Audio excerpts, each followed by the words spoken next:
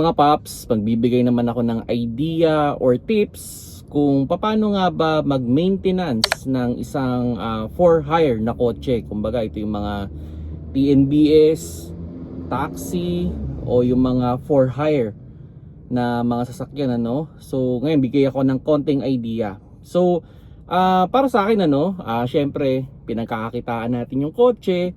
So kailangan talaga properly maintain natin yan. So kung makakakuha tayo ng data from our manufacturer kung paano ba mini-maintenance o ano ba yung interval nung pagme-maintenance, mas okay na sundin natin yon. Or kahit sabihin natin outside the casa tayo, sa mga talyer, DIY man tayo, kung ano yung standard ng casa, mas recommended na sundin pa rin natin yan. So ngayon bibigyan ko kayo ng konting idea kung paano nga ba mag-maintenance ng sasakyan. Kasi para sa akin ang kotse, so dahil pinagkakakitaan nga yan, dapat tuwing coding lang masisira.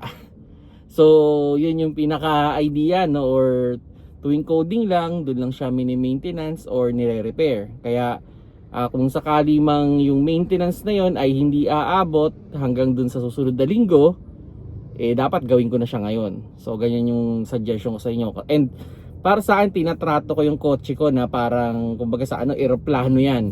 So hindi yan pwedeng tumitirik sa kalsada. Dapat kumbaga mauunahan ko yung problema o kung ano man yung possible na issue.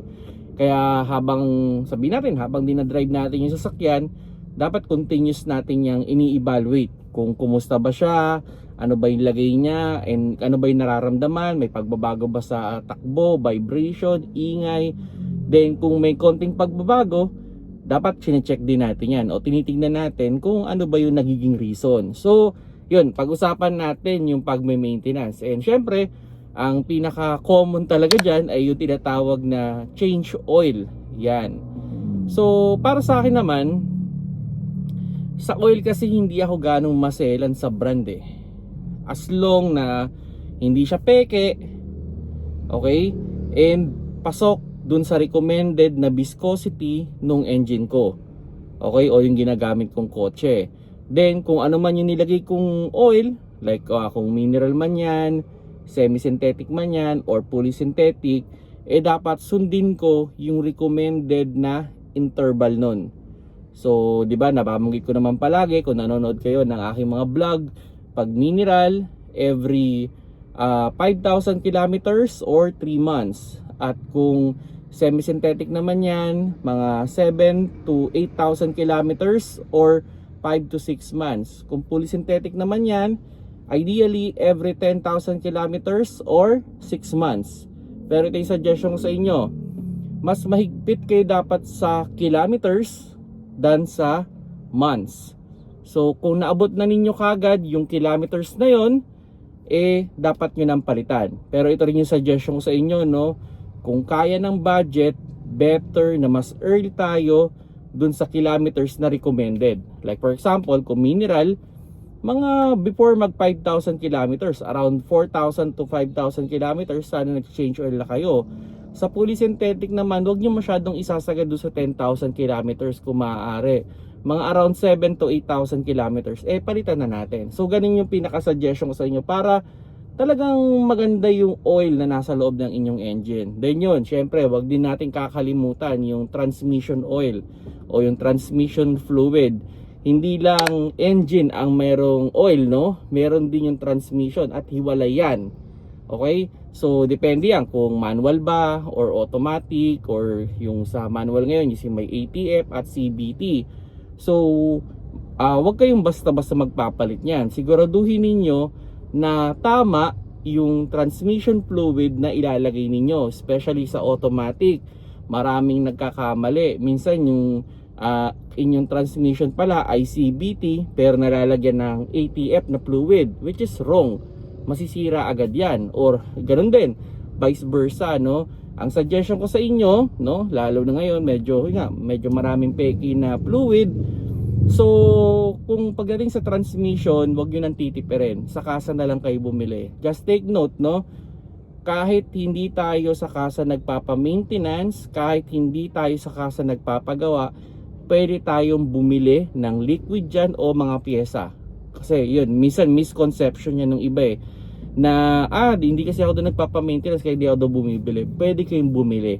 And yun yung highly recommended ko, especially sa transmission fluid. Doon kayo bumili, bigay ninyo yung chassis number ninyo, then makikita naman nila kung ano talaga yung fluid na gagamitin ninyo. Kasi yun nga, may iba-ibang fluid sa iba-ibang model. Okay? May mga ganang pagkakataon. Iba-iba yung ginagamit nila. Kaya better na i-base nyo na lang dun sa chassis number para sigurado kayo na hindi kayo nagkamali ng fluid. Although, meron naman nakalagay yan dun sa kanyang bolt kung anong oil o CVT yung ginagamit dun. May naka-indicate doon na letter or note, no, kung anong klase yun. So yun, sundin ninyo yun. Pero para sa akin, kasa kayo bumili.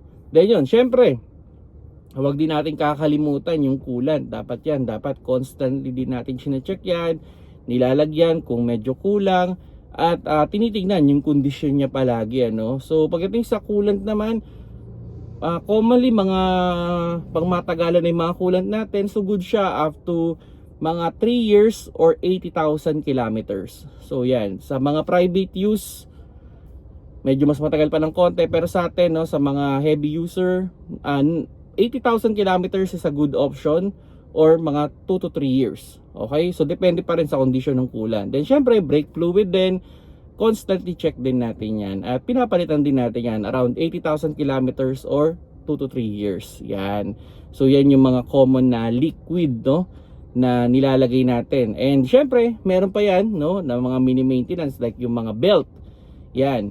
Dahil heavy use tayo, no, heavy use yung ating mga sasakyan, wag na nating isagad dun sa 100,000 kilometers. Kung gusto niyo ng safe, 80,000 kilometers, no. And ganun din, kung di gasolina yan, di yung kanyang spark plug, dapat pinapalitan din natin yan, mga around 80,000 kilometers. And ito yung pinaka-suggestion ko dyan, ano, maraming pagkakataon na ayos pa naman talaga yung pinapalitan natin. So, itabi nyo lang yun para in case na magka-problema, kahit saan man kayo sa kalsada, meron kayong spare na ayos pa.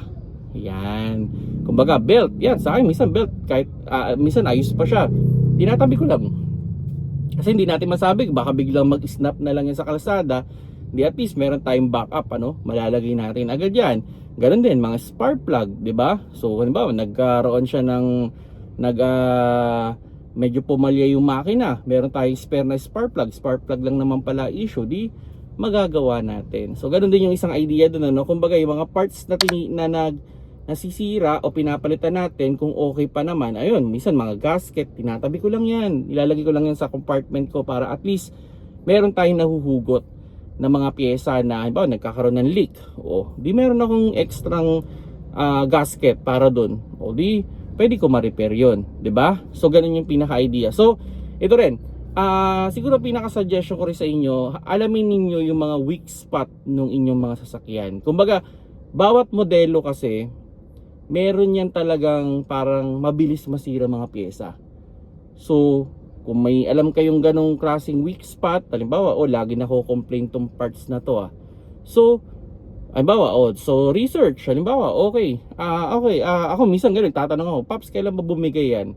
Halimbawa, sabihin, mga 60,000, yung isa naman sabi 80,000 kilometers, yung isa naman 70. So ina-average ko na lang yun, sabihin natin 70,000 kilometers pala bumibigay to, di around 70,000 kilometers pinapalitan ko na siya, or meron na akong piyesang ganong agad para in case man, di ba, magkasira sa kalsada, bumigay yung pyesa na yun, meron akong spare. So ganoon yung pinaka-idea, no, do some research talaga sa pagme-maintenance, no. Actually itong question na to naitanong lang din naman sa akin kasi TNBS siya, and yun nga, nagtatanong siya regarding sa mga maintenance ng kotse. So ito yung video na to, no. So yun, you can share this video, no, especially sa mga new car owner dyan, especially dun sa mga heavy user ng sasakyan, para at least magkaroon kayo ng idea kung paano ba pina-properly maintain. So usually ang mga parts natin talagang tumatagal naman yan up to 100,000 kilometers or 5 years. Pero kung heavy use ang sasakyan natin, pwedeng mas mabilis. Okay? So yun lang, Paps, no? Pinaka-idea, unahan natin ang problema. Kung nagustuhan nating video, paki-like na lang mga paps.